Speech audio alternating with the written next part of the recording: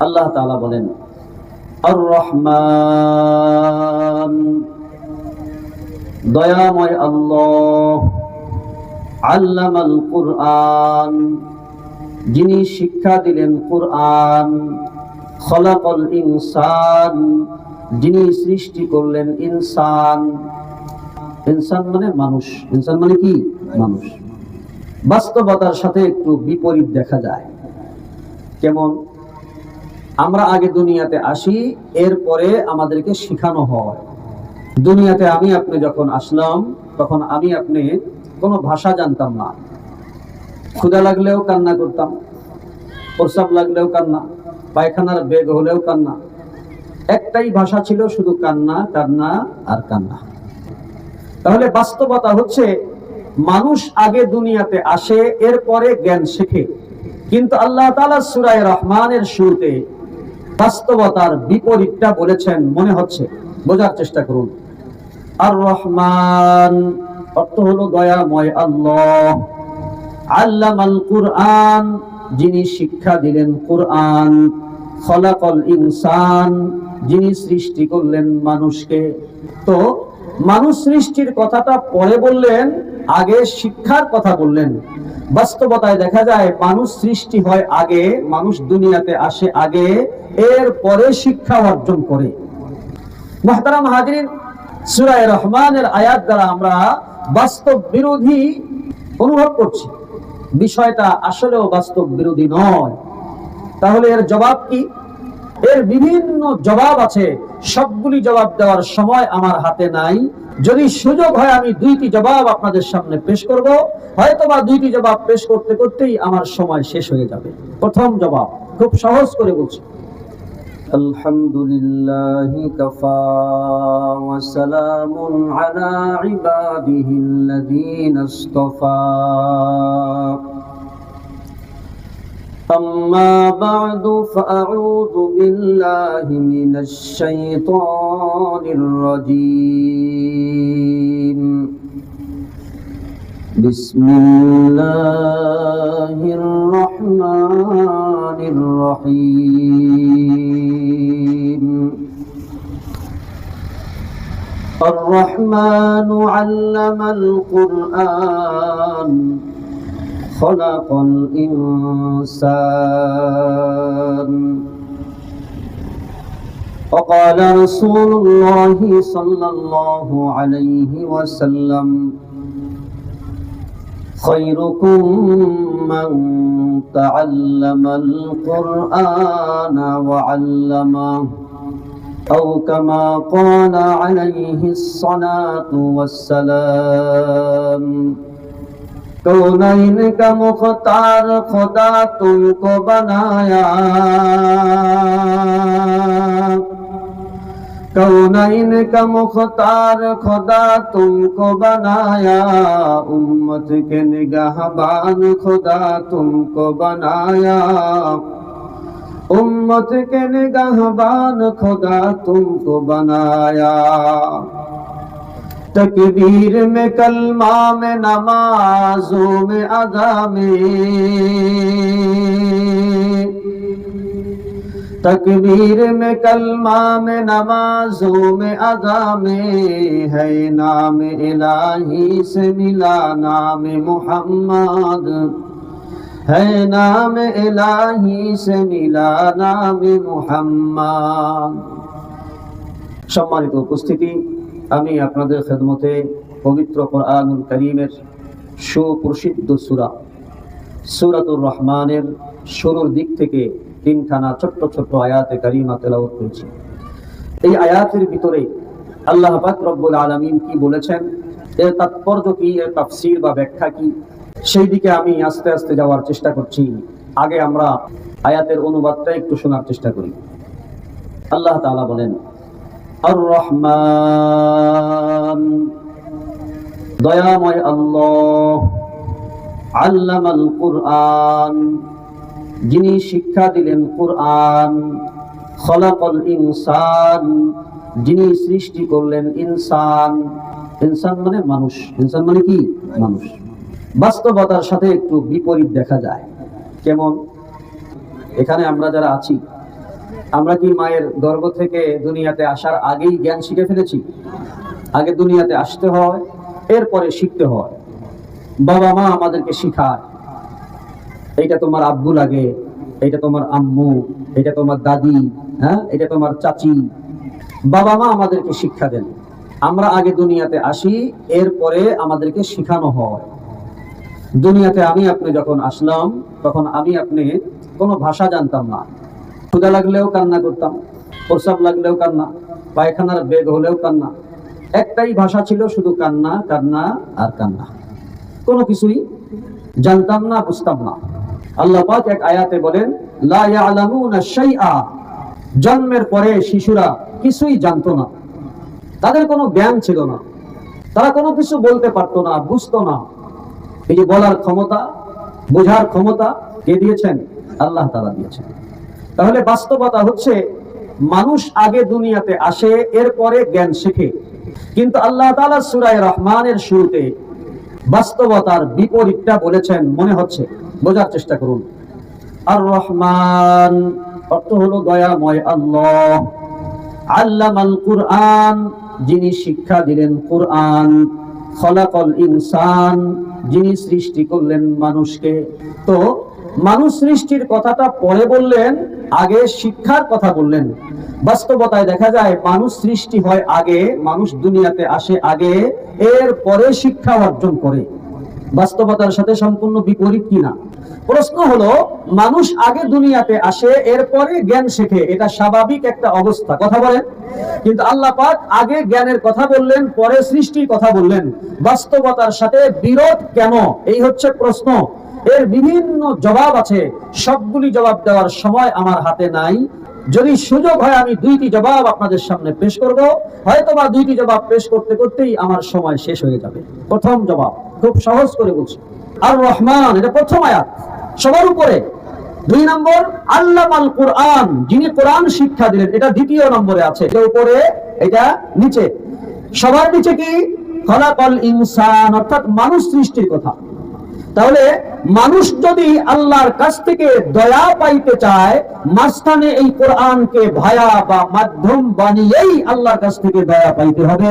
এছাড়া বিকল্প কোনো পদ্ধতি নাই। একটু ব্যাখ্যায় যাচ্ছে। আল্লাহ পাকের দয়া ছাড়া দুনিয়ার কোনো মানুষ, আমি আপনি কেউই 1 সেকেন্ড বেঁচে থাকতে পারবো না, সম্ভব না। আল্লাহ পাকের দয়া প্রত্যেক মুহূর্তেই আমার আপনার জন্য দরকার। উদাহরণ দিচ্ছি, খেয়াল করুন। আমি আপনি প্রতি মুহূর্তেই নিঃশ্বাস নিচ্ছি। আল্লাহ পাক যদি ইচ্ছা করেন আমার নিঃশ্বাসটাকে বন্ধ করে দেবেন, দিতে পারেন কিনা? এই যে এখনো নিঃশ্বাস বন্ধ করেননি, এটা একমাত্র কার দয়া? আল্লাহর দয়া। তিনি দয়া করেছেন, তাই আমি নিঃশ্বাস নিতে পারছি। তিনি যদি ইচ্ছা করেন যে কোনো মুহূর্তেই আমার নিঃশ্বাসকে রোধ করতে পারেন, থামিয়ে দিতে পারেন। নিঃশ্বাস থামিয়ে দেওয়ার সাথে সাথেই আমি আপনি লাশ হয়ে যাব। মসজিদের মাইকে ঘোষণা হবে, অমুক সাহেব আর নাই। কথা বলেন, অমুক সাহেব আর নাই। আমি আপনি যে নিঃশ্বাস নিচ্ছি, বেঁচে আছি, অক্সিজেন গ্রহণ করছি, এটা একমাত্র আল্লাহ পাকের দয়া। দয়ায় আমি আপনি বেঁচে আছি। আমি আপনি যে 2টা পা দিয়া হাঁটতেছি, এই হাঁটার শক্তি, এটা আল্লাহ পাকের দেওয়া দয়া, মেহেরবানি, করুণা। আল্লাহ পাক যদি ইচ্ছা করেন আমাকে হাঁটতে দেবেন না, পারেন কিনা? রাত্রে একটা সুস্থ মানুষ শুয়ে আছে, হঠাৎ করে সকালবেলা প্যারালাইসিস হয়েছে, হাত পা আর নড়াচড়া করতে পারে না, সম্পূর্ণ অবশ হয়েছে। আল্লাহ পাক দেখায়া দিলেন, ক্ষমতা আমার, দয়া আমি এতদিন করেছিলাম, তাই তুমি হাঁটতে পেরেছিলে। আজকে আমি তোমার উপর থেকে সেই দয়ার চাদরটা উঠায়া নিলাম, দেখো তুমি এখন আর হাঁটতে পারবে না। আর মুসলমান, আমি আপনি যে হাত দিয়া ধরছি, এই যে ধরার ক্ষমতা, এইটা আল্লাহ পাকের দেওয়া দয়া। আল্লাহ পাকের করুণা আছে বিধায় আমি আপনি ধরতে পারছি। আল্লাহ পাক যদি এই দয়াটা বন্ধ করে দেন, কোনোভাবেই আমি আর হাত নাড়াচাড়া করতে পারবো না, কোনোভাবেই আমি আর হাত দিয়ে কোনো কিছু ধরতে পারবো না, স্পর্শ করতে পারবো না। আল্লাহ পাক রব্বুল আলামিন আমাকে আপনাকে চক্ষু দিয়েছেন, চোখের দৃষ্টি শক্তি দিয়েছেন। ইচ্ছা করলে আল্লাহ পাক আমাকে আপনাকে চক্ষু না দিলেও পারতেন। জন্মসূত্রেই আমাকে আপনাকে আমার আপনার মায়ের গর্ভ থেকে অন্ধ অবস্থায় দুনিয়াতে আনতে পারতেন। এরকম এনেছেন কিনা মানুষকে? আছে না এরকম মানুষ? জন্ম অন্ধ আছে না? আছে। আমি আপনাকে চক্ষু পেয়েছি, এটা একমাত্র আল্লাহ দয়ায় পেয়েছি। আল্লাহ পাক দয়া করেছেন, তাই আমার আপনার চক্ষু দিয়েছেন। যে কোনো মুহূর্তে এই চক্ষুকে অন্ধ করার ক্ষমতা একমাত্র আল্লাহর কাছেই আছে। আমি আপনি যেই কান দিয়ে শুনতেছি, মুয়াজ্জিনের আজান শুনি, এখন ওয়াজ হচ্ছে, ওয়াজ শুনি, আমার বাবা আমাকে ডাকলে আমি শুনি, আমার মা আমাকে ডাকলে আমি শুনি, আমার সন্তান আমাকে আব্বু বলে ডাক দিলে আমি শুনি, আমার কলিজাটা ভরে যায়। এই যে আওয়াজটা শুনতে পাচ্ছি, এটা শ্রবণ ক্ষমতা, এইটা আল্লাহ পাকের দয়া। আল্লাহ পাক ইচ্ছা করলে যে কোনো সময় আমার শ্রবণ ক্ষমতাকে, শ্রবণ শক্তিকে অফ করতে পারেন, বন্ধ করে দিতে পারেন। এরকম মানুষ দুনিয়াতে আছে যারা কানে শোনে না। কান আছে কিন্তু কানে শোনে না। মুহতারাম হাজিরিন, আল্লাহ পাক রব্বুল আলামিন আমাদেরকে বিবেক দিয়েছেন, বিবেক দয়া করে দিয়েছেন। আল্লাহ পাক যদি ইচ্ছা করেন আমার আপনার বিবেককে ছিনায় নেবেন। বিবেক যখন থাকবে না, তখন পাগলামি করব, আমি পাগল হয়ে যাব। শীতকালেও শীতের পোশাক, গরমকালেও শীতের পোশাক। আছে না এমন পাগল? কেন? মাথা আছে ঠিকই, কিন্তু বিবেক নাই। আল্লাহ পাক পরীক্ষার জন্য তাকে দেন নাই। মুহতারাম হাজিরিন, এইগুলি সম্পূর্ণ আল্লাহ পাকের দয়া। আল্লাহ পাকের দয়ার কারণেই আমি আপনি আজ ভালো মন্দ জিনিসের পার্থক্য করতে পারি। এই বিবেক, এটা আল্লাহর দেওয়া দয়া আর মেহেরবানি ছাড়া আর কিছুই নয়। বাজারে যাই, বাজারে যেয়ে দেখি এই বেগুনের কেজি 20 টাকা, আরেকটা বেগুনের কেজি 40 টাকা। বিষয়টা একটু চিন্তা করি, কারণটা কি? কারণ হচ্ছে 20 টাকার বেগুনে ভেজাল আছে, পোকা থাকতে পারে। এইটা দেখতে তেমন সুন্দর নয়, কিন্তু 40 টাকা কেজি যেই বেগুনটা, এইটার তেমন কোনো দোষ নাই, এই জন্য এটার দাম বেশি আর এটার দাম কম। এই যে পার্থক্য করার যোগ্যতা, এই যোগ্যতা একমাত্র আল্লাহ পাকের দেওয়া দয়া। এই দয়ার কারণেই আমি আপনি পার্থক্য করতে পারছি। আল্লাহ পাক ইচ্ছা করলে যে কোনো মুহূর্তেই এই যে পার্থক্য করার যোগ্যতা, এই ব্রেনকে আল্লাহ পাক যে কোনো সময় নষ্ট করতে পারেন। এই দয়ার হাত উঠায় নিতে পারেন। পারেন কিনা? পারেন। মুহতারাম হাজিরিন, আমি আপনি ঠোঁট আর জিহ্বার সাহায্যে কথা বলছি, আল্লাহ পাকের দয়ায় কথা বলছি। আল্লাহ পাক দয়া করেছেন তাই কথা বলছি। আল্লাহ পাক যদি দয়া না করেন, একটি কথাও বলতে পারবো না, বলা সম্ভব নয়।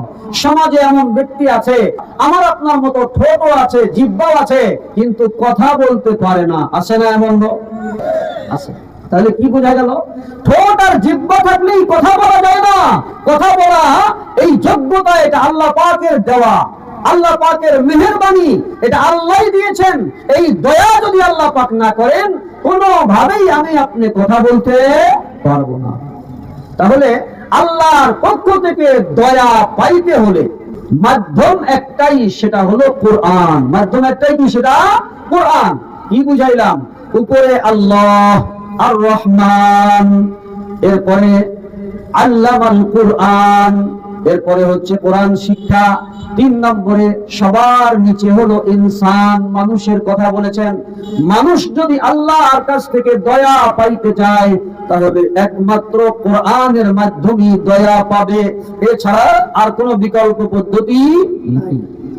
এখন একটা জটিল প্রশ্ন আপনাদের মনে উদয় হয়েছে কিনা আমি জানি না। প্রশ্নটা হলো, যদি কোরআনের মাধ্যমেই দয়া আল্লাহর কাছ থেকে পাওয়া যায়, আর কোনো বিকল্প পদ্ধতি না থাকে, তাহলে যারা জিন্দেগিতে কোরআন মানলো না, যেমন হিন্দু, খ্রিস্টান, ইহুদি, বৌদ্ধ, এরকম ভাবে আরো যত ধর্ম আছে, ইসলাম ছাড়া অন্য ধর্মের লোক, এবং মুসলমানের ভিতরেও নাউযুবিল্লাহ অনেক মুসলমান এমন আছে জিন্দেগিতে পশ্চিম মুখে ফেরে না। কথা বলেন, আছে কিনা? কোরআন শরীফ জীবনেও হাতে নেয় নাই, সূরা ফাতিহাটাও পড়তে জানে না, এমন মুসলমান তো সমাজে আছে। প্রশ্ন হলো, যদি কোরআনের মাধ্যমেই আল্লাহর কাছ থেকে দয়া পাইতে হয়, বিকল্প কোনো পদ্ধতি না থাকে, তাহলে এই নাফরমান যারা, এরা কেন চোখে দেখবে, এরা কেন কানে শুনবে, এরা কেন হাতে ধরবে, এরা কেন পা দিয়ে হাঁটবে? কথা বলেন ঠিক কিনা? এগুলি সব তো আল্লাহর দেওয়া দয়া। তাহলে বেঈমানরা কেন চোখে দেখবে? এদের তো চোখ থাকার কথা ছিল না, এদের তো হাত থাকার কথা ছিল না, হাত দিয়ে ধরার ক্ষমতা থাকার কথা ছিল না, পা দিয়ে চলার ক্ষমতা থাকার কথা ছিল না, কারণ এগুলি সবই আল্লাহর দয়া। কথা বলেন ঠিক কি না? যেখানে কোরআন মানে না সেখানে তারা চোখে দেখবে কেন? তারা পায়ে হাঁটবে কেন? তারা কানে শুনবে কেন? তারা কথা বলতে পারবে কেন? এই জটিল একটা প্রশ্ন না? এই জটিল প্রশ্নের সমাধান আমি সহজ করে আপনাদের সামনে পেশ করছি। আপনারা কি প্রশ্নটা বুঝেছেন? কারা কারা বুঝেছেন হাতটা একটু উঠান দেখি, আলোচনা করতে আমার সহজ হবে বোঝার জন্য। মাশাআল্লাহ, হাত নামা। প্রশ্নটা কিন্তু অনেক কঠিন।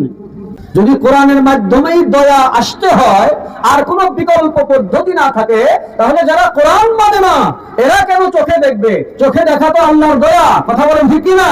কানে শোনা এটা কার দয়া? আল্লাহর দয়া। হাত দিয়ে ধরতে পারা এটা কার দয়া? আল্লাহর দয়া। দুই ঠোঁট আর জিহ্বার সাহায্যে কথা বলতে পারা এটা আল্লাহর দয়া। তাহলে কোরআন না মানার পরেও আল্লাহর অপূর্ব দয়ার সাগরে তারা হাবুডুবু খাচ্ছে কেন? এই কঠিন প্রশ্ন। এর সহজ জবাব বোঝার জন্য একটা উদাহরণ খেয়াল করুন। এই এলাকায় একটি মেয়ের বিবাহ, দিন তারিখ ঠিক হয়েছে আগামী শুক্রবার বা জুমা আপনাদের এই মসজিদে বিবাহ হবে।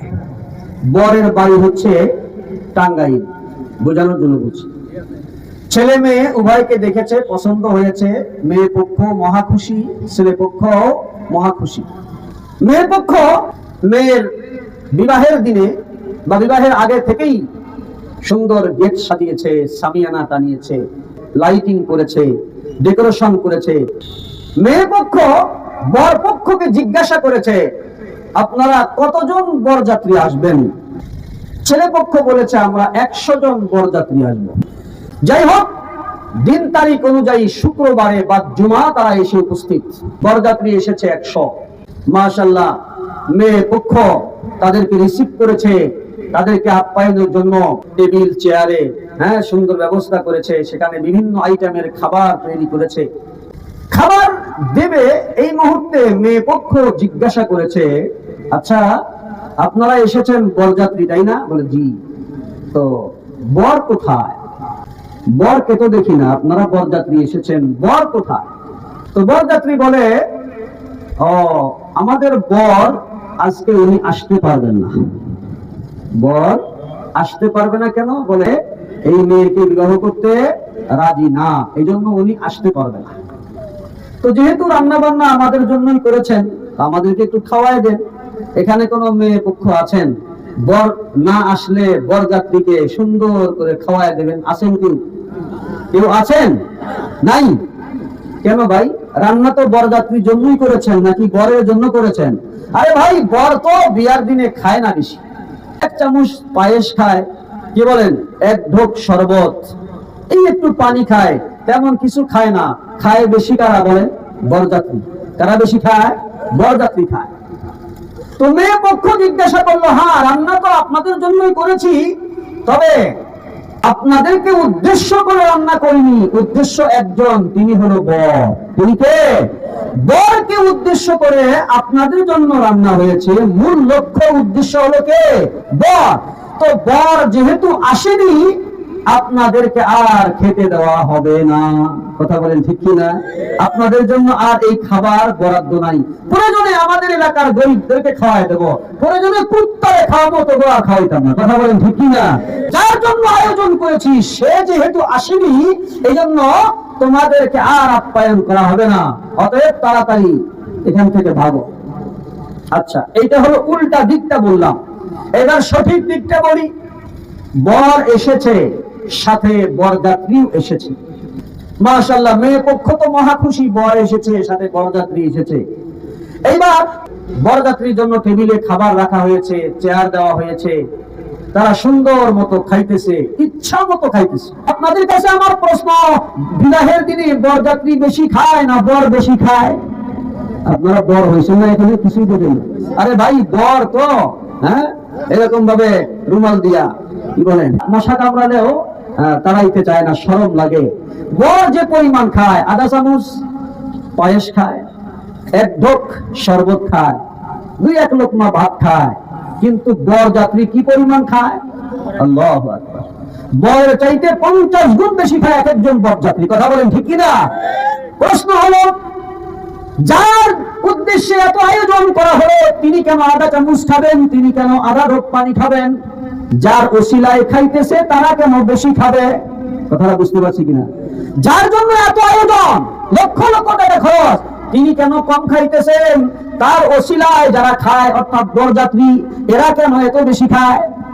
সহজ কথা, বরযাত্রী খাবে একদিন নাকি প্রতিদিন? কথা বলেন কয়দিন? বরযাত্রী খাওয়ার জন্য এসেছে, আর বর এসেছে সম্পর্ক করার জন্য।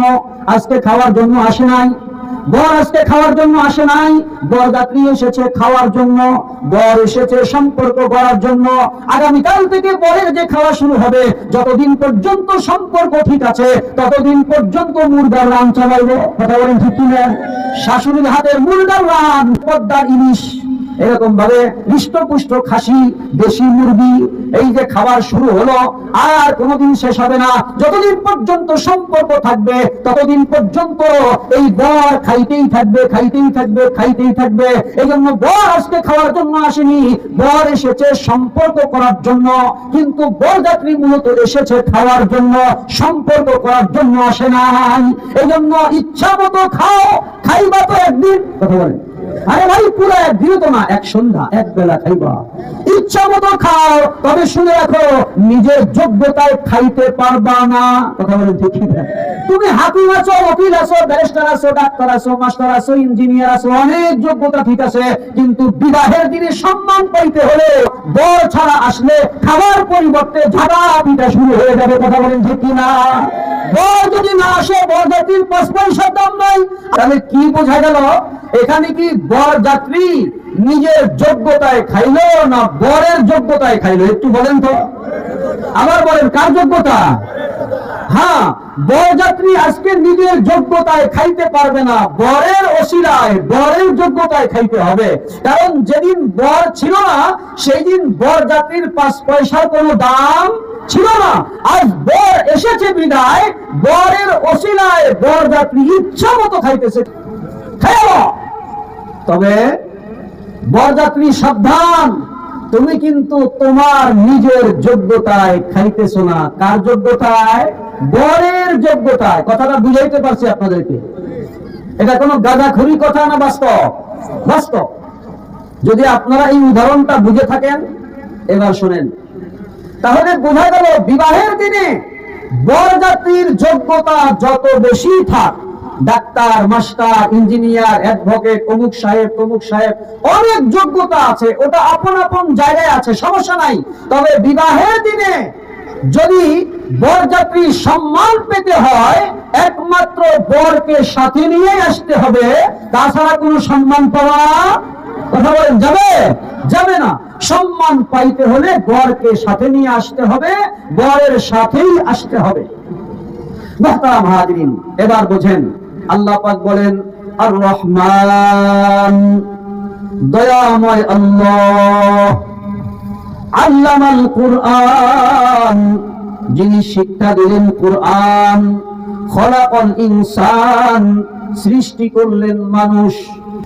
মানুষ যদি রহমানের কাছ থেকে, আল্লাহর কাছ থেকে দয়া পাইতে চায়, মাঝখানের মাধ্যম হচ্ছে কোরআন।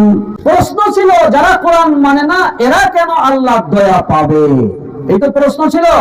খেয়াল করুন, কোরআন যারা মানে, মোল্লা, কোরআন যারা মানে এরা কারা? কথা বলেন কারা? মোল্লা। মোল্লা আমাকে মানুষে কাঠ মোল্লা কয় অনেকে, আল্লাহ আমাদের কাঠ দিয়ে বানাইছে, বুঝলেন? ওলামা একরাম যারা কোরআন শেখে এবং অপরকে শিখায়, যারা কোরআন অনুযায়ী নিজের জীবন পরিচালনা করতে চায়, করার চেষ্টা করে, এরা এক একজন বর। এরা এক একজন কি? বর। এছাড়া যারা আছে এরা হলো বরযাত্রী। এরা কারা? বরযাত্রী। এই কি বলে, ওলামা ইকরাম আছে, হাফেজ সাহেব আছে, কারি সাহেব আছে, মুফতি সাহেব আছে, মুহাদ্দিস সাহেব আছে। এক কথায় কোরআন অনুযায়ী যারা জীবন যাপন করে, তারা আল্লাহর কাছ থেকে দয়া পায় কোরআনের মাধ্যমেই। আল্লাহর কাছ থেকে তারা দয়া পায় কিসের মাধ্যমে? কোরআনের মাধ্যমেই। কিন্তু তারা বর হওয়ার কারণে তাদের সাথে বরযাত্রী যারা আছে তারাও কিছু দয়া পায়, তারাও কিছু দয়া পায়। যেমন বিবাহের দিনে বরযাত্রী বরের কারণে খায়, এই দুনিয়ায় উলামায়ে কেরামের কারণে, যারা কোরআন সুন্নাহ অনুযায়ী নিজের জীবনটা পরিচালনা করতে চায়, এদের কারণে, এদের ওসিলায় ওই সকল মানুষ যারা কোরআন মানে না, এরা হলো বরযাত্রী। এরা কি বরযাত্রী?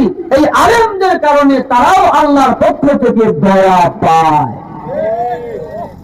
যেদিন বরযাত্রী এসেছিল কিন্তু বর আসেনি, সেদিন কি বরযাত্রী সম্মান পেয়েছিল?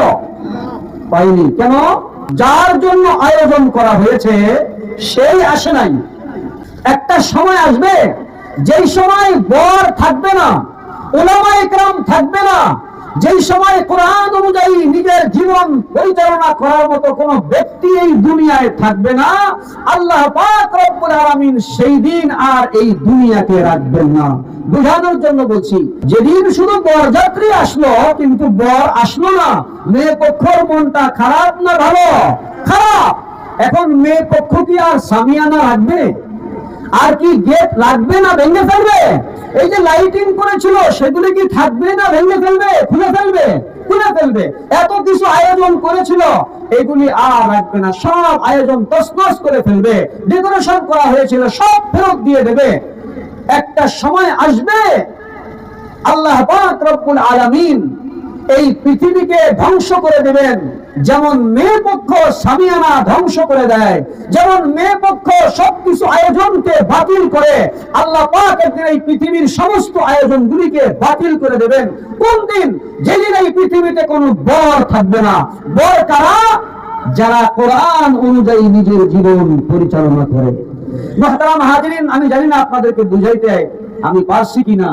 রহমানের কাছ থেকে দয়া পাইতে হলে কোরআনের মাধ্যমেই পাইতে হবে। তাহলে কোরআনের মাধ্যমে পাওয়ার জন্য কোরআন অনুযায়ী নিজের জীবনকে পরিচালনা করতে হবে। যারা পরিচালনা করে না, এরাও যে আল্লাহর পক্ষ থেকে দয়া পাইতেছে, এটা কি নিজের যোগ্যতায় না বরের যোগ্যতা?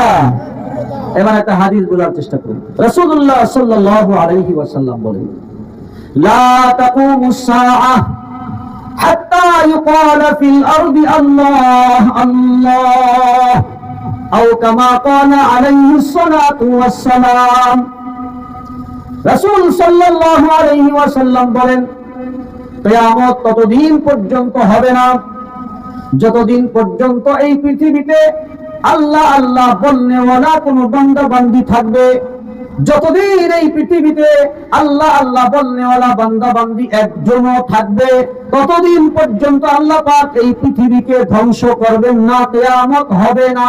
অর্থাৎ মেয়ে পক্ষর বাড়িতে বর আসলে যেমন সামিয়ানা ঠিক থাকে, গেট ঠিক থাকে, লাইটিং ঠিক থাকে, সবকিছু আয়োজন ঠিক থাকে, লক্ষ লক্ষ টাকা খরচ করা সার্থক হয়। বর যদি না আসে আর লাইটিং থাকে না, সামিয়ানা থাকে না, গেট থাকে না, ডেকোরেশন বাতিল হয়ে যায়, আয়োজন বাতিল হয়ে যায়। কথা বলেন ঠিক কিনা?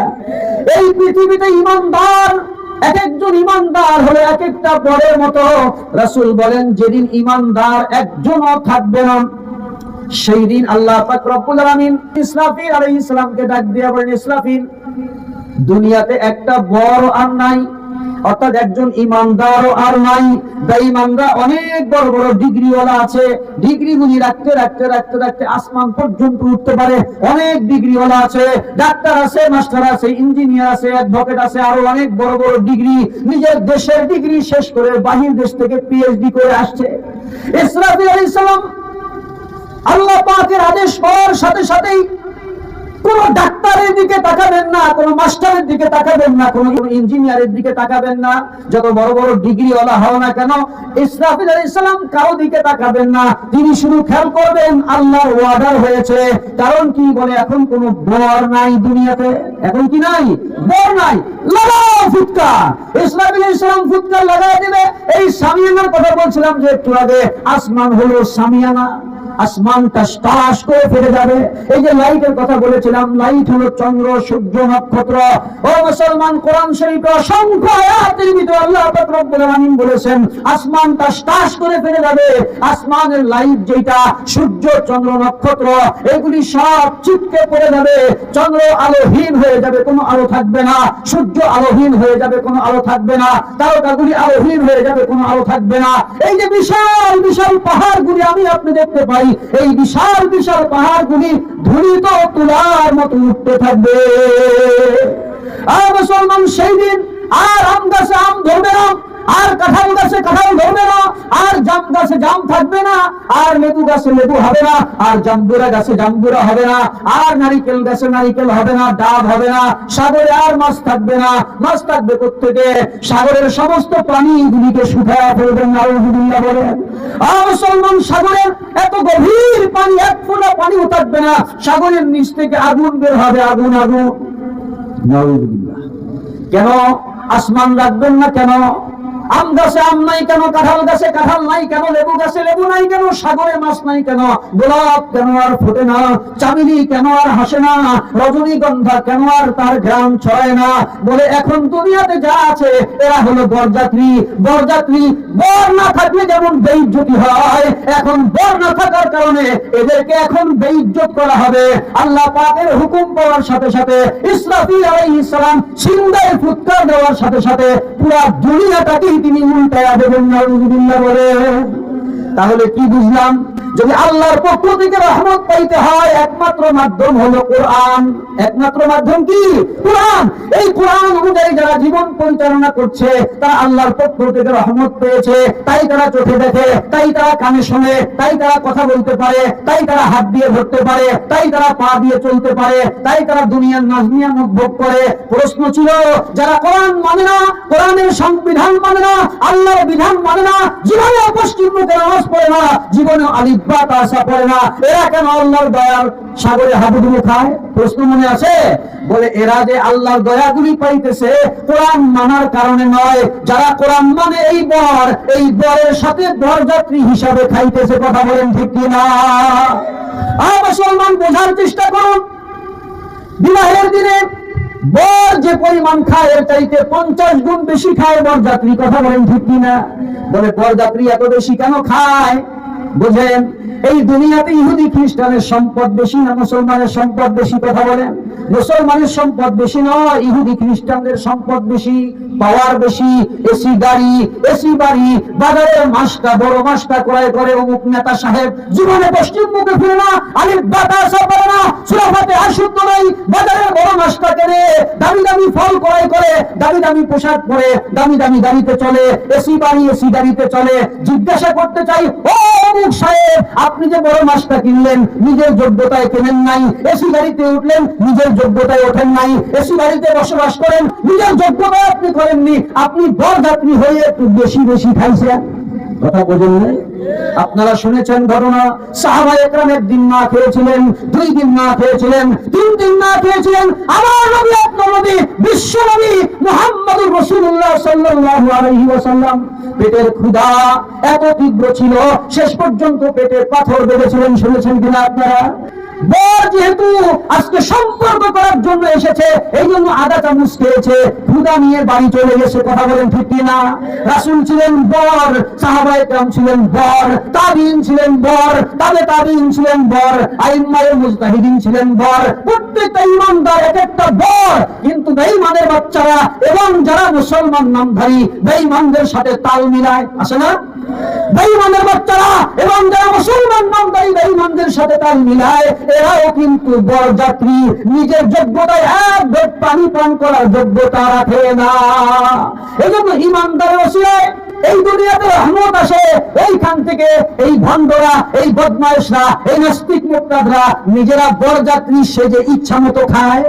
অনেকের মনে প্রশ্ন, ঈমান দুর্বল হওয়ার কারণে এই ধরনের প্রশ্ন আসে, এত নামাজ পড়ি, এত রোজা রাখি, আল্লাহ বিল্লাহ করি, এরপরেও সংসারে অভাব যায় না,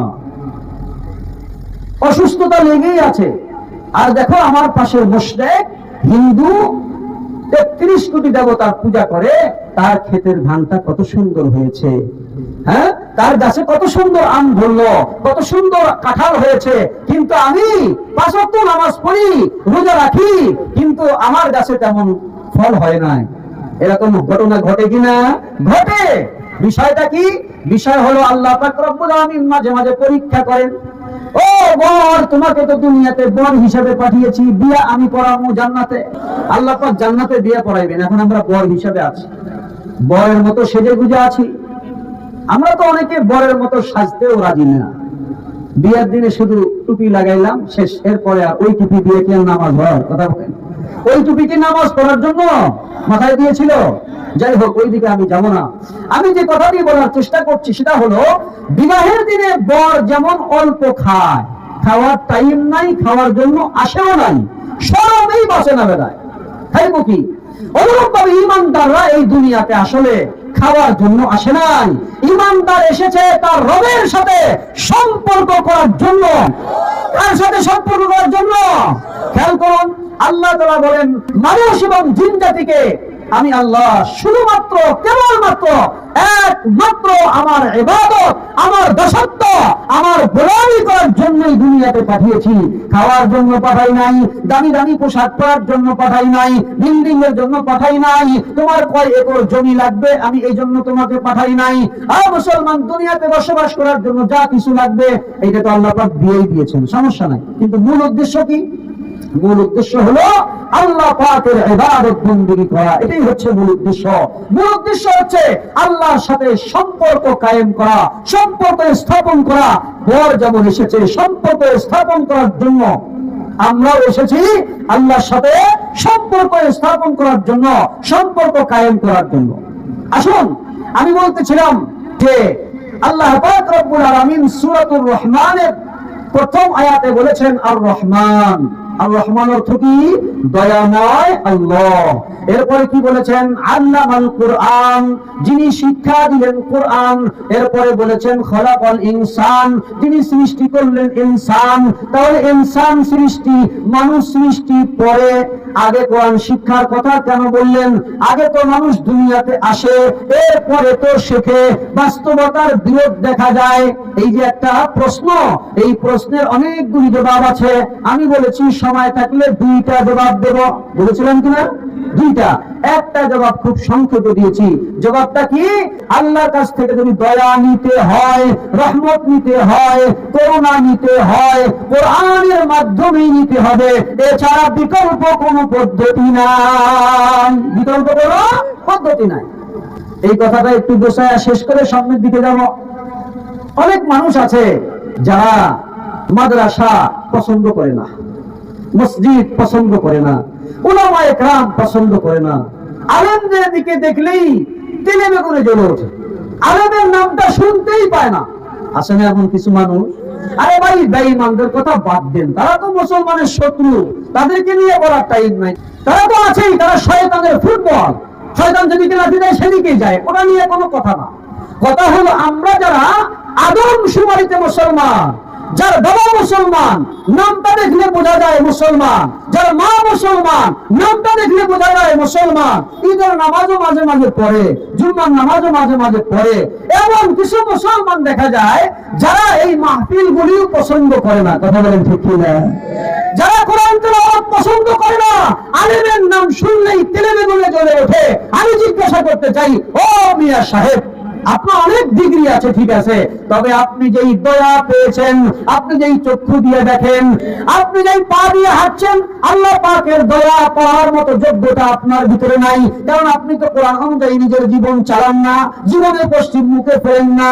আপনি যেই খাবারগুলি খাচ্ছেন, এই যে আল্লাহর দেওয়া নিয়ামতগুলি খাইতেছেন, আল্লাহর দয়া, এই দয়া কিন্তু আপনি সরাসরি আল্লাহর কাছ থেকে আনতে পারবেন না, বা পাওয়ার উপযুক্ত আপনি না। কার মাধ্যমে পাচ্ছেন? ইমানদারের মাধ্যমে পাচ্ছেন। ইমানদার হলো তারা যারা কোরআন অনুযায়ী নিজের জীবন পরিচালনা করে, কোরআন সুন্নাহ অনুযায়ী যারা নিজের জীবন পরিচালনা করে। এদের ওসিলায় যে আপনি দুনিয়াতে ভালো মন্দ খাইতেছেন, আপনার তো উচিত ছিল বরকে সম্মান করা। কথা বলেন ঠিক কিনা? যদি বরযাত্রী হইয়া সম্মান পাইতে চাও, বরকে মাইনাস করলে তোমার কপালে ঝাড়া পিঠা আছে। কথা বলেন, কথা বলতে পারি নাই। বিবাহের দিন যদি কেউ বরকে মাইনাস করে, যদি কেউ বরকে মাইনাস করে, বরকে যদি সাথে না নিয়ে আসে, তুমি যত বড় বেটাই হও না কেন, তোমার যেমন সম্মান নাই। অতএব এই দুনিয়াতে ইমানদার, বিশেষ করে ইমানদারের ভিতরে যারা শীর্ষস্থানীয় ইমানদার, এটা আল্লাহ পাক যাদেরকে বলেছে ইন্নামা ইয়াখশাল্লাহা মিন ইবাদিহিল উলামা। আল্লাহ বলেন আমাকে সবচাইতে বেশি ভয় পায় একমাত্র উলামায়ে কেরাম। উলামায়ে কেরাম ইমানদারের শীর্ষ স্থানে আছে। এই জন্য যদি আপনি উলামায়ে কেরামকে পছন্দ না করেন, তার মানে আপনি বিবাহের দিনে বরকেই পছন্দ করলেন না। তাকে বরকে মাইনাস করলে আপনার কপালে শনি আছে, আপনার কপালে কি আছে? শনি আছে। এই জন্য আমি অনুরোধ করে বলছি, যারা আলেমদের দিকে বাঁকা নজরে দেখেন, হয়তোবা আপনি শয়তানের ধোঁকায় পড়ে আছেন। মনে রাখবেন, নিজের যোগ্যতায় এই দুনিয়াতে এক ঢোক পানিও পান করতে পারবেন না, তেমন যোগ্যতা আপনার ভিতরে নাই। এটা আমার কথা নয়, হাদিস শোনেন। রাসূলুল্লাহ সাল্লাল্লাহু আলাইহি ওয়াসাল্লাম বলেছেন, এই দুনিয়া এবং দুনিয়ার ভিতরে যা কিছু আছে, এই সবগুলি মিলে যদি আমি আল্লাহর কাছে একটা মশা মাছির পাখা সমতুল্য মূল্য হইতো, তাহলে কোন বেঈমান কাফেরকে এক ঢোক পানিও পান করাইতাম না। কিন্তু কেন খাওয়াচ্ছেন? বরযাত্রী হিসেবে। কেন খাওয়াচ্ছেন? বরযাত্রী, বর আছে তো, এই জন্য বরযাত্রীর সম্মান। মুহতারাম হাজিরিন, এই বিষয়ে আরেকটু কথা বলে সামনের দিকে যাই। যারা আলেম বিদ্বেষী এই মজলিসেও থাকতে পারেন, যারা মাহফিল পছন্দ করেন না, যারা মাদ্রাসা পছন্দ করেন না, যাদের কানে কোরআনের আওয়াজটা তেমন ভালো লাগে না, মাইকে যখন মুয়াজ্জিন আজান দেয়, আজানটাকে যারা বেশ্যার আওয়াজের সঙ্গে তুলনা করে, নাউযুবিল্লাহ, বলে আজান নাকি বেশ্যার আওয়াজের মতো তার কাছে লাগে, নাউযুবিল্লাহ। এরকম ব্যক্তি যারা আছেন, তাদের উদ্দেশ্যে বলি, আপনার এই শত্রুতা, আপনার এই হিংসা আপনি যতভাবেই প্রকাশ করেন না কেন, আপনার কাছে মাহফিল পছন্দ লাগলেও মাহফিল হবে, পছন্দ না লাগলেও মাহফিল হবে। আপনার কাছে মাদ্রাসা ভালো না লাগলেও মাদ্রাসা থাকবে, আপনার কাছে মাদ্রাসা ভালো লাগলেও মাদ্রাসা থাকবে। আপনার ভিতরে জ্বললেও মাদ্রাসা থাকবে, না জ্বললেও মাদ্রাসা থাকবে। আপনার এই হিংসা, আপনার এই বিদ্বেষ, আপনার এই বিরোধ শিকায়ত, আপনার এই হিংসা, আপনার এই বাঁকা নজর, আপনার এই বাঁকা আঙ্গুল দেখে কোন উলামায়ে কেরাম ইলম শেখা বন্ধ করবে না, কোন মাদ্রাসা বন্ধ হবে না, কোন মসজিদে নামাজ বন্ধ হবে না, কোন মাইকে আজান বন্ধ হবে না, কোন মাহফিল বন্ধ হবে না। আপনি ইচ্ছা মতো হিংসা করতে থাকেন, তবে আপনার ডিগ্রি হবে আবু জাহালের মতো ডিগ্রি, আপনার সার্টিফিকেট হবে ফেরাউনের মতো, আপনার সার্টিফিকেট হবে নমরুদের মতো। ফেরাউন যেমন সম্মান পেয়েছিল, আপনিও তেমন সম্মান পাবেন। আবু জাহাল যেমন সম্মান পেয়েছিল, আপনিও তেমন সম্মান পাবেন। নমরুদ যেমন সম্মান পেয়েছিল, আপনিও তেমন সম্মান পাবেন। তারা কি মূলত সম্মান পেয়েছিল না বেইজ্জত হয়েছিল? এটা সম্মানের কথা বললাম। মুহতারাম হাজিরিন, একটা উদাহরণ দিই। আপনারা চামচিকা চেনেন? চামচিকা, চামচিকা চেনেন না? কারা কারা চেনেন? হাতটা উঠান দেখি। চামচিকা চেনেন কারা কারা? মাশাআল্লাহ, এখানে অনেক বয়স্ক মুরব্বীরা আছে। কারো বয়স 60 বছর, কারো বয়স 70, কারো 80। আপনাদের কাছে আমার একটা প্রশ্ন, যেদিন থেকে আপনার ভুল হয়েছে সেদিন থেকে আজ পর্যন্ত একটু আমলনামাটা হিসাব করবেন। হিসাবটা করে দেখবেন আমি এখন যে প্রশ্নটা করব এটার উত্তরটা খুঁজে পান কিনা। চামচিকা দুপুর বেলা আপনার মাথার উপর দিয়ে ঘোরাফেরা করছে, দেখেছেন কেউ? হাতটা উঠান দিকে। হ্যাঁ, চামচিকা দুপুর বেলা আপনিও দেখেন নাই, আপনার দাদাও দেখেন নাই। বাস্তবতা এটাই। চামচিকার দেখা মেলে কখন জানেন? যখন সূর্য অস্ত যায়, মাগরিবের আযান দেয়, ইফতারির সময় হয়, যখন সূর্য আর আকাশে থাকে না, একটু অন্ধকার অন্ধকার ভাব আসে, ওই সময় দেখবেন চামচিকা উড়ে বেড়াইতেছে। কথা ঠিক আছে কিনা? দুপুরবেলা আপনি দেখেননি, হয়তো অন্য পাখি দেখেছেন। কেন? কারণটা কি? কারণটা বোঝেন, তাহলে সামনের কথা বুঝবেন। চামচিকা দিনের বেলা কেন বের হয় না? চামচিকাকে জিজ্ঞাসা করা হলো, ও চামচিকা সাহেব, আপনি কেন দিনের বেলা বের হন না? বিভিন্ন গাছের পাতার চিপার ভিতরে লুকায়া থাকেন, কলার যে ছড়াগুলি আছে না, সেখানে আপনি লুকায়া থাকেন, ব্যাপারটা কি?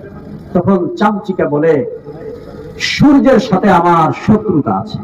কার সাথে শত্রুতা? সূর্যের সাথে আমার শত্রুতা। সূর্য যতক্ষণ এই পৃথিবীতে থাকবে আমি চামচিকা এই পৃথিবীতে মুখ দেখাবো না, বের হব না, ঘোরাফেরা করব না। বিষয়টা কি? কার সাথে হিংসা করে চামচিকা? সূর্যের সাথে। কি বলেন? আমি আপনাদেরকে জিজ্ঞাসা করি, মিস্টার চামচিকা সাহেব যে সূর্যের সাথে হিংসা করলো, সূর্য চিন্তা করলো, যা চামচিকা সাহেব আমাকে পছন্দ করে না, এই জন্য আমি আর পূর্ব দিক থেকে উঠব না। তাই সূর্য ওঠা বন্ধ হয়ে গেছে। কি বলেন আপনারা? কি বলেন? সূর্য ওঠা বন্ধ হয়েছে? সূর্য কিন্তু প্রতিদিনই ওঠে। কথা বলেন, ওঠে কিনা? কিন্তু চামচিকা সাহেবকে দিনের বেলা দেখা যায় না। কি বোঝা গেল? সূর্য চামচিকাকে বৃদ্ধাঙ্গুলি দেখিয়েছে। এই মিয়া, তোমার মতো চামচিকা, তুমি আমার উপর হিংসা করলেই কি আর না করলেই কি, আমি দৈনিক পূর্ব দিক থেকে অবশ্যই উঠবই। তোমার হিংসা করা আর না করা আমার এতে কোনো যায় আসে না। কথা বলেন ঠিক কিনা? আর মুসলমান, বোঝার চেষ্টা করুন, চামচিকা যদি জন্মের শুরু থেকে নিয়ে মৃত্যু পর্যন্ত সূর্যের সাথে হিংসা করে, তাই বলে সূর্য চামচিকার হিংসার কারণে ওঠা বন্ধ হবে? কোনদিন বন্ধ হয়েছে? না, হয়নি। তো আরো কোনদিন বন্ধ হবে? না, হবে না। তাহলে কি বোঝা গেল? চামচিকার শত্রুতায় সূর্য যেমন ওঠা বন্ধ হয় না, ইসলাম বিদ্বেষী যারা, কোরআন বিদ্বেষী যারা, মাদ্রাসা বিদ্বেষী যারা, আলিম বিদ্বেষী যারা, মাহফিল বিদ্বেষী যারা, যারা গানের জন্য অনুমতি দেয়, যারা যাত্রার জন্য অনুমতি দেয়, মাহফিলের জন্য অনুমতি দিতে চায় না। কথা বলে ঠিক না? এরা যতই হিংসা করুক না কেন, এরা যতই হিংসা করুক না কেন, এদের যত ডিগ্রি থাক না কেন, চামচিকার চাইতে বড় ডিগ্রিওয়ালা তারা হইতে পারে না, পারে না, পারে না, পারে না। কারণটা কি? আয়াত শুনুন, আয়াত শুনুন। يريدون ليطفئوا نور الله بأفواههم والله متم نوره ولو كره الكافرون। অন্য আয়াতে আছে ولو كره المشركون। আল্লাহ বলেন, ও চামচিকার গোষ্ঠী, তোমরা যতই চেষ্টা করো সূর্যকে পূর্ব আকাশ থেকে উঠতে বাধা দিতে পারবা না। এই সূর্য কোন সূর্য জানেন? কোরআনের সূর্য, ইসলামের সূর্য। আল্লাহ বলেন, এই চামচিকার দল, কাফের এবং মুশরিক, নাস্তিক এবং মুরতাদ, এরা চামচিকার দল। এরা চেষ্টা করে কোরআনের সূর্যকে নিভিয়ে দিতে, কোরআনের বাতিকে তারা নিভাইতে চায়। আল্লাহ বলেন, আমি আল্লাহ চ্যালেঞ্জ ছুড়ে দিয়েছি, আল্লাহু মুতিম্মু নূরিহি, আমি আল্লাহ কোরআনের সূর্যকে উঠাই ছাড়বো। পারলে ঠেকাও, পারলে ঠেকাও। আবু জাহাল চামচিকার বাচ্চা চেষ্টা করেছিল মুহাম্মদ সাল্লাল্লাহু আলাইহি ওয়াসাল্লাম যে ইসলামের সূর্য নিয়ে এসেছিলেন, এইটাকে বন্ধ করার জন্য পারছে? কথা বলেন, পারছে? নমরুদ চেষ্টা করেছিল, বন্ধ করার জন্য পারে নাই। ফিরআউন চেষ্টা করেছিল, বন্ধ করার জন্য পারে নাই।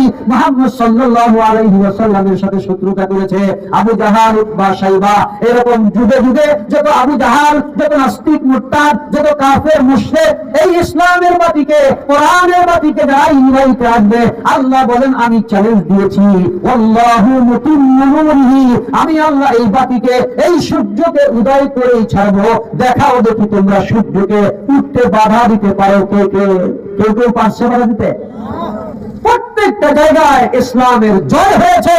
এজন্য বলতে চাই, যাদের কাছে কোরআন তেলাওয়াত মজা লাগে না, যাদের কাছে মাহফিল ভালো লাগে না, মাদ্রাসা ভালো লাগে না, আলেম দেখলে তেলে বেগুনে জ্বলে ওঠো। তুমি জ্বলতে জ্বলতে পুরে পুরে ছাই হয়ে যাও। তোমার হিংসা আগুনে জ্বলে পুরে তুমি ছাই হয়ে যাও। এরপরেও মাদ্রাসা বন্ধ হবে না, এরপরেও মাহফিল বন্ধ হবে না, এরপরেও আলেম এখান থেকে তৈরি হবেই, হাফেজ এখান থেকে তৈরি হবেই, মাইকে আজান হবেই, কোরআনের সুর চলবে। কথা বলেন ঠিক কিনা?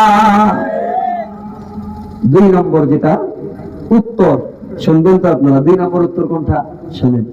এখানে আল্লাহ পাক রব্বুল আলামিন কেন মানুষ সৃষ্টির কথা পরে বললেন, কোরআন শিক্ষার কথা আগে বললেন? একটা জবাব দিয়েছি কিনা? এবার 2 নম্বর জবাবটা দেওয়ার চেষ্টা করছি। সবাই খেয়াল করে। আল্লাহ পাক রব্বুল আলামিন বলেন আর রহমান। কথাগুলি বোঝার চেষ্টা করেন। কষ্ট হচ্ছে আপনাদের? কষ্ট হইতেছে? এত কঠিন কথা বলে ফেলেছি তাই? হ্যাঁ, বোঝার চেষ্টা করেন। সবসময় শুধু হোমিও শুধু রোগ ছাড়ে না, ঠিক আছে? মাঝে মাঝে এলোপ্যাথি, এলোপ্যাথির ভিতরে আবার অ্যান্টিবায়োটিক আছে। অনেক সময় অ্যান্টিবায়োটিকও হয় না, হাই অ্যান্টিবায়োটিক। কি বলেন? অনেক সময় অ্যান্টিবায়োটিকে কাজ হয় না, তখন অপারেশন করতে হয়। তো মাঝে মাঝে অপারেশনের কিছু কথা আমাদেরকে বলতে হবে। লাইনে বদলের কেসা করার টাইম এখন নাই। কথা ঠিক আছে? এখনকার কথা পরিষ্কার। মুহতারাম হাজিরিন, খেয়াল করুন, আল্লাহ পাক রব্বুল আলামিন এখানে বললেন আর রহমান, দয়াময় আল্লাহ। এরপরে বললেন আল্লামাল কোরআন, যিনি কোরআন শিক্ষা দিলেন। খলাকাল ইনসান, যিনি মানুষ সৃষ্টি করলেন। বাস্তব বিরোধী দেখা যায়, আগে মানুষ দুনিয়াতে আসে, পরে কোরআন শেখে। এখানে আল্লাহ পাক আগে কোরআন শিক্ষার কথা কেন বললেন, পরে মানুষ সৃষ্টির কথা কেন বললেন? তাফসীরকারগণ বিভিন্ন জবাব দিয়েছেন। আমি দ্বিতীয় নম্বর জবাবটা আপনাদের সামনে পেশ করছি। দ্বিতীয় নম্বর জবাব হলো, আল্লাহ পাক বলেন, বুঝাইতে চেয়েছেন, ও দুনিয়ার শিক্ষিত ব্যক্তিরা, তোমরা যত বড় শিক্ষিতই হও না কেন, মানুষ হইতে পারবা না। যদি মানুষ হইতে চাও, যদি আদম সন্তান নিজেকে প্রমাণ করতে চাও, কোরআন শিক্ষার বিকল্প নাই। এই জন্য আগে কোরআন শিক্ষার কথা এনেছেন, এরপরে মানুষের কথা এনেছেন। অর্থাৎ মানুষ হইতে হলে আগে কোরআন শিক্ষা লাগবে, তাছাড়া মানুষ হওয়া যাবে না। এখন প্রশ্ন আসতে পারে, কেন আমরা কি মানুষ না? আমরা যারা কোরআন পড়ি না, আমরা যারা কোরআন অনুযায়ী চলি না, আমরা যারা কোরআন শিক্ষায় শিক্ষিত না, আমরা কি মানুষ না? আপনি মানুষ না কি অন্য কিছু, এটা আমার বলার কিছুই নাই। হাদিস শরীফটা শুনেন। রাসূল সাল্লাল্লাহু আলাইহি ওয়াসাল্লাম বলেন, ইন্নাল্লাযী লাইসা ফী জাওফিহি শাইউম মিনাল কুরআনি কাল বাইতিল খালব আও কামা ক্বালা আলাইহিস সালাতু ওয়াস সালাম। রাসূল সাল্লাল্লাহু আলাইহি ওয়াসাল্লাম বলেন, যার দিলের ভিতরে কোরআনের কোনো অংশ নাই, তার দিলটা হলো উজাড় ঘরের মতো। কিসের ঘর? উজাড় ঘর। উজাড় ঘর বলতে কি? যেই ঘরে কোনো মানুষ বসবাস করে না, যেই ঘরে মশা মাছি মাকড়সা জাল বাঁধে, যেই ঘরে সাপ বিচ্ছু পোকামাকড় আস্থানা করে নেয়, যেই ঘরে জিন পরি দেও দানব ভূত থাকে, যেই ঘরটা কোনো কাজে লাগে না, মেহমান আসলেও সেখানে দেওয়া হয় না, ঘুমানোর জন্য নিজেরাও ব্যবহার করে না, গরু ছাগল কাউকে রাখে না, একেবারে নীরব নিস্তব্ধ একটা জঙ্গলের মতো পড়ে আছে, ওইখানে যাইতেই ভয় লাগে। অকেজ। এক কথা যদি বলে, এই ঘরটা কি? অকেজ। তাহলে সারমর্ম কি হলো? যার দিলের ভিতরে কোরআন নাই, আল্লাহ রাসূল বলেন ওই লোকটা দেখা যায় মানুষের মতো, কিন্তু এই মানুষটা কোনো কাজের না, এটা অকেজ। এটা কি? অকেজ। আচ্ছা, অকেজ জিনিসকে মানুষ রাখে, নষ্ট করে ফেলে, ধ্বংস করে দেয়। যে জিনিসটা কাজে লাগবে না সেটাকে রেখে কি? যে জিনিসটা কাজে লাগে না তার দাম বেশি না কম? কথা বলে। যেটা জিনিস কাজে, চাই সেটা ছোট হোক চাই বড় হোক, যে জিনিসটা কাজের, এইটাকেই তো মানুষ সংরক্ষণ করে, এইটাকেই তো মানুষ সম্মান করে, ওইটাকেই তো মানুষ হেফাজত করে, ওইটাকে তো মানুষ আশ্রয় দেয়, ওইটাকে মানুষ প্রয়োজনে মাথায় তুলে নেয়। কিন্তু যে জিনিসটা অকেজ, যে জিনিসের কোনো দাম নাই, আমি এই টিস্যুটা ব্যবহার করেছি, এটা এখন অকেজ, এটাকে পকেট লাগবে না ফেলা দেবো? কথা বলেন, ফেলা দেবো? এটার কোনো দাম আছে? নাই। তাহলে কি হলো? আল্লাহ পাক বললেন, ও আমার বান্দা বান্দীরা শুনে রাখো, যাদের ভিতরে কোরআনের শিক্ষা নাই, তারা সত্যিকারের মানুষ এখনো হয়নি। দেখতে মানুষ দেখা যায়, এরা মানুষ হলেও অকেজ মানুষ। যেমন ওই ঘরটা আছে, ওয়াল আছে, উপরে টিন আছে, সবকিছু আছে, কিন্তু মানুষ বসবাস করে না। অকেজ ঘর। এটা কি? অকেজ ঘর।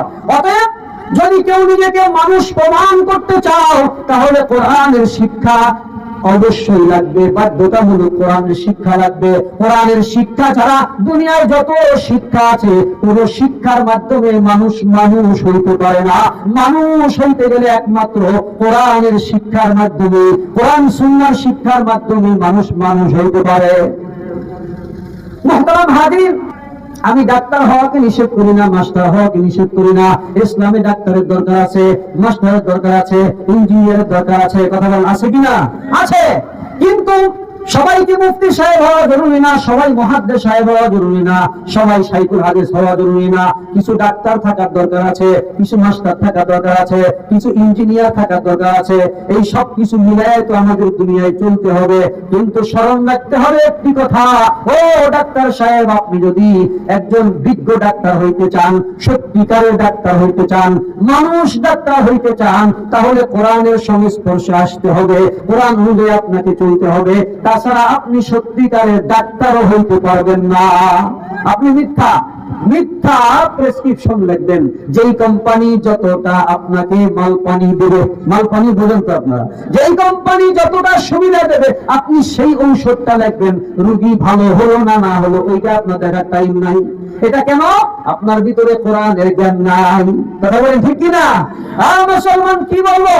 এইভাবে দুনিয়ার যত শিক্ষা আছে সমস্ত শিক্ষার দরকার আছে, কিন্তু এই শিক্ষার পাশাপাশি প্রাথমিক পর্যায়ে যে একটা ইসলামিক শিক্ষা, যেটাকে রাসূল সাল্লাল্লাহু আলাইহি ওয়াসাল্লাম সবার জন্য ফরজ করেছেন, এই শিক্ষাটা এটা সবার জন্য ফরজ। প্রত্যেকটা ডাক্তারের জন্য ওযু শেখা ফরজ, গোসল শেখা ফরজ, ওযু ভঙ্গের কারণ জানা ফরজ, ওযুর ফরজ কয়টি জানা ফরজ, নামাজ কয় ওয়াক্ত জানা ফরজ, সুন্নত নামাজ কয় রাকাত, ফরজ নামাজ কয় রাকাত, নফল নামাজ কয় রাকাত, নামাজ ভেঙে যায় কি কি কারণে, নামাজের ওয়াজিব গুলি কি, নামাজের সুন্নত গুলি কি, রোজা রাখতে গেলে কি কি জিনিসের প্রয়োজন, আমার সম্পদ আছে হজ করব কিভাবে, সম্পদ আছে যাকাত দেব কিভাবে, এই যে মোটামুটি ছোট্ট একটা সিলেবাস, এইটা সবার জন্য বাধ্যতামূলক। সবাইকে মুফতি সাহেব হওয়ার কথা রাসূল কোন হাদিসে বলেন নাই, আল্লাহ কোন আয়াতে বলেন নাই যে তোমরা সবাই মুফতি সাহেব হয়ে যাবে, কথা আল্লাহ পাক বলেন নাই, রাসূলও বলেন নাই।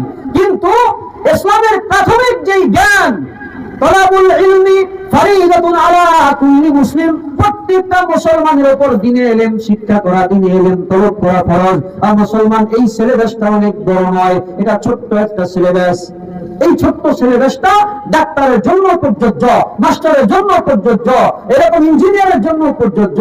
এজন্য যদি কেউ নিজেকে মানুষ বানাইতে চাই, যদি কেউ নিজেকে আদম সন্তান হিসেবে পরিচয় দিতে চাই, আল্লাহ পাক বলেন অবশ্যই কোরআনের জ্ঞান তার ভিতরে থাকতে হবে, তাছাড়া সে মানুষের কাতারে পড়ে না। মুহতারাম হাজিরিন, এই যে মাদ্রাসা, এই মাদ্রাসা হলো মানুষ গড়ার ফ্যাক্টরি। এখান থেকে মানুষ তৈরি হয়। এখান থেকে কি তৈরি হয়? মানুষ তৈরি হয়। আমি আপনাদেরকে জিজ্ঞাসা করি, আমাদের সমাজে সুদ আছে, ঘুষ আছে, চুরি আছে, জেনা আছে, ডাকাতি আছে, কি বলে খুন আছে, রাহাজানি আছে, চাঁদাবাজি আছে, টেন্ডারবাজি আছে, টেম্পু স্ট্যান্ডে চাঁদা, বাস স্ট্যান্ডে চাঁদা, এরকম ভাবে ট্রাক স্ট্যান্ডে চাঁদা, রাস্তায় ট্রাক আটকায়া চাঁদা আছে কিনা? কথা বলেন আছে কিনা? আছে। আচ্ছা বলুন তো, খুব সহজ করে বলি, যেই লোকটা সুদ খায় সেই লোকটা কি সত্যিকারের সোনাগরু? যেই লোকটা ঘুষ খায়, চুরি করে, জেনা করে, টেন্ডারবাজি করে, চাঁদাবাজি করে, এরকম ভাবে ধান্দাবাজি করে, যেই লোকটা রাস্তায় ট্রাক আটকা টাকা নেয়, চাঁদাবাজি করলো, আসলে কি লোকটা কি বলে সোনাগরিক না কোনাগরিক বলেন তো? আমরা এখানে যারা আছি আমরা সবাই চাই সুদ বন্ধ হয়ে যাক, আমরা সবাই চাই জেনা ধর্ষণ বন্ধ হয়ে যাক, আমরা সবাই চাই চাঁদাবাজি বন্ধ হয়ে যায়, ধান্দাবাজি বন্ধ হয়ে যায়। কথা বলেন চাই কিনা? কিন্তু আমার প্রশ্ন, এইটাকে বন্ধ করার জন্য আমরা কি পদক্ষেপ নিয়েছি? মাহফিলে আমি বলছি, আরেক বক্তা এসে বলছে সুদমুক্ত সমাজ চাই, ঘুষমুক্ত সমাজ চাই, দুর্নীতিমুক্ত সমাজ চাই। দলের নেতাও বলতে কি দুর্নীতিমুক্ত সমাজ আমি আপনাদেরকে উপহার দেব। আমার প্রশ্ন হলো, এর জন্য পদক্ষেপ নিয়েছি কি কি? কি পদক্ষেপ? আর মুসলমান দুর্নীতিমুক্ত সমাজ পরে আগে নিজেকে দুর্নীতি মুক্ত করতে হবে। আমি যখন দুর্নীতি মুক্ত হব, আমার পরিবারকে যখন দুর্নীতি মুক্ত করব, আমি একটা পরিবারের সদস্য, আমরা কয়েকজন সদস্য মিলে একটা পরিবার, কয়েকটা পরিবার মিলে একটা পাড়া, কয়েকটা পাড়া মিলে একটা গ্রাম। কথা বলেন ঠিক কিনা? কয়েকটা গ্রাম মিলে একটা ইউনিয়ন, কয়েকটা ইউনিয়ন মিলে একটা থানা, কয়েকটা থানা মিলে একটা জেলা, কয়েকটা জেলা মিলে একটা বিভাগ, কয়েকটা বিভাগ মিলে একটা দেশ। তাহলে দেশ থেকে দুর্নীতিকে সরাইতে চাইলে আগে নিজেকে দুর্নীতি মুক্ত প্রমাণ করতে হবে। কথা বলেন ঠিক কিনা? এবার আমি আপনাদের সামনে একটা চ্যালেঞ্জ ছুড়ে দিচ্ছি। এদেশে হাজার হাজার আলেম আছে, একজন আলেম যিনি সত্যিকারের আলেম, জীবনে কোনদিন সুদ নিয়েছেন, ঘুষ নিয়েছেন দেখাইতে পারবেন না, জীবনে কোনদিন ধর্ষণ করেছেন দেখাইতে পারবেন না, জীবনে কোনদিন ট্রাক থেকে চাঁদা উঠাইছেন, টেম্পু স্ট্যান্ড থেকে চাঁদা উঠাইছেন, জীবনে কোনদিন রাস্তায় গাছ ফেলে দিয়ে ট্রাক ডাকাতি করেছেন, বাস ডাকাতি করেছেন দেখাইতে পারবেন না। এই সকল কাজগুলি যারা করে তারা সত্যিকারের মানুষ নয়। আল্লাহ বলেন সত্যিকারের মানুষ সেই যার ভিতরে কোরআনের জ্ঞান আছে, কোরআনের জ্ঞান যার ভিতরে আসবে, সে সুদ খাইতে পারে না, ঘুষ খাইতে পারে না, চুরি করতে পারে না, ডাকাতি করতে পারে না, লুটপাট করতে পারে না, ধান্দাবাজ হইতে পারে না, চাঁদাবাজ হইতে পারে না। সেই ব্যক্তির মাধ্যমে কোনদিন কোন নারীর চেহারায় অ্যাসিড নিক্ষেপ করা সম্ভব নয়। ওই ব্যক্তি কোনদিন দর্শক হইতে পারে না, ওই ব্যক্তি কোনদিন কাউকে গুলি করতে পারে না। কথা বলেন ঠিক কিনা? এইরকম সুনাগরিক সত্যিকারের মানুষ যেই ফ্যাক্টরিতে তৈরি হয়, এই ফ্যাক্টরির নাম হলো এই মাদ্রাসা, দরপাড়া দারুস সালাম নুরানিয়া হাফিজিয়া ও কেরাতিয়া মাদ্রাসা। অতএব সমাজ থেকে যদি দুর্নীতি বন্ধ করতে হয়, ঘুষ বন্ধ করতে হয়, জিনা বন্ধ করতে হয়, ধর্ষণ বন্ধ করতে হয়, এই সমাজটাকে যদি সুন্দরভাবে ঢেলে সাজাইতে হয়, তাহলে সুনাগরিকের দরকার আছে, সত্যিকারের মানুষের দরকার আছে কিনা? কথা বলেন। আছে। এই মানুষ তৈরি হয় এই মাদ্রাসায়। অতএব আমি আপনি যদি এই সমাজটাকে সুন্দর করতে চাই, এই মাদ্রাসার প্রতি আমাদের সুদৃষ্টি রাখতে হবে। এই মাদ্রাসায় আমাদের বাচ্চাদেরকে দিতে হবে। আমার বাচ্চাকে যদি আমি সুনাগরিক বানাইতে চাই, যদি দেশ এবং জাতিকে একটা সুন্দর সমাজ উপহার দিতে চাই, যদি দেশ এবং জাতিকে শান্তির কিছু বাতাস যদি অনুভব করাইতে চাই, অবশ্যই এখানে সুনাগরিকের দরকার আছে, অবশ্যই মানুষের দরকার আছে যারা সত্যিকারের মানুষ। আমি আপনাদেরকে যে মেসেজটা দেওয়ার চেষ্টা করেছি, 1 মিনিটে শেষ করে দিই। আর রহমান, দয়াময় আল্লাহ, মনে আছে তো? আল্লামাল কোরআন, যিনি শিখালেন কোরআন। খলাকাল ইনসান, যিনি সৃষ্টি করলেন ইনসান। মানুষ সৃষ্টিকে পরে আনলেন, কোরআন শিক্ষাকে আগে আনলেন কেন? বাস্তব বিরোধী মনে হয়, তাই না? এর জবাব দিয়েছি কয়টা? 2টা। একটা হলো রহমান থেকে যদি দয়া আসতে হয়, একমাত্র মাধ্যমের নাম কি বলেন? কোরআন সুন্নাহ। কোরআন সুন্নাহর এই সিঁড়ি বেয়ে বেয়ে উপর থেকে মানুষের কাছে রহমত আসবে, এছাড়া দ্বিতীয় কোনো পদ্ধতি নাই। 2 নম্বর জবাব দিয়েছি যে যদি কেউ নিজেকে সত্যিকারের মানুষ হিসেবে আল্লাহর সামনে প্রমাণ করতে চায়, তাহলে কোরআন শিক্ষার বিকল্প আর কোনো পদ্ধতি নাই। এই জন্য আমরা যদি নিজেরা সত্যিকারের মানুষ, যে আদম সন্তান যদি কেউ দাবি করতে চাই, তাহলে অবশ্যই আমাকে আপনাকে কোরআন শিক্ষার সাথে সম্পর্ক রাখতে হবে। আল্লাহ পাক আমাদেরকে কোরআন শিক্ষা এবং যারা কোরআন শিক্ষা দেন, যারা কোরআন শিক্ষা গ্রহণ করেন, আলেম এবং তালিবুল ইলম, এবং যেই প্রতিষ্ঠানে কোরআন শিক্ষা দেওয়া হয়, এই প্রতিষ্ঠানগুলিকে মহব্বত করার তৌফিক দান করুন, সার্বিক সহযোগিতা করার তৌফিক দান করুন। আমিন। ওয়া আখিরু দাওয়ানা আলহামদুলিল্লাহি রাব্বিল আলামিন। আসসালামু আলাইকুম ওয়া রাহমাতুল্লাহ।